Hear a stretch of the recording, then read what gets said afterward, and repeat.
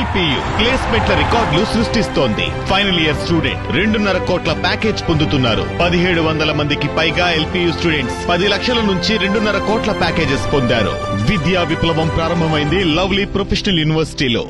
ప్రకాశం జిల్లా కనిగిరిలో టీడీపీ నేతలు బరితెగిస్తున్నారు. అధికారం అండ చూసుకుని రెచ్చిపోతున్నారు. ఫోర్జరీ డాక్యుమెంట్స్తో భూముల కబ్జాకు ప్రయత్నిస్తున్నారు.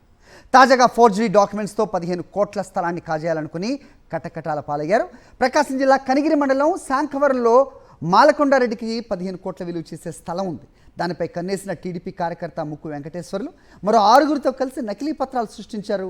వాటిని సింగరాయకొండ రిజిస్ట్రార్ ఆఫీస్లో జీపీ చేయించారు. వాటిని కనిగిరి సబ్ రిజిస్ట్రార్ కూడా ఆమోదించారు. ఇక్కడే కథ అడ్డం తిరిగింది. ఈ విషయం అసలు యజమానికి తెలియడంతో పోలీసులను ఆశ్రయించాడు. సమగ్ర దర్యాప్తు చేసిన పోలీసులు టీడీపీ కార్యకర్తతో పాటు మరో 6గురిని అరెస్ట్ చేశారు. ప్రకాశం జిల్లా కనిగిరిలో టీడీపీ నేతలు బరితెగిస్తున్నారు. అధికారం అండ చూసుకుని రెచ్చిపోతున్నారు. ఫోర్జరీ డాక్యుమెంట్స్తో భూముల కబ్జాకు ప్రయత్నిస్తున్నారు.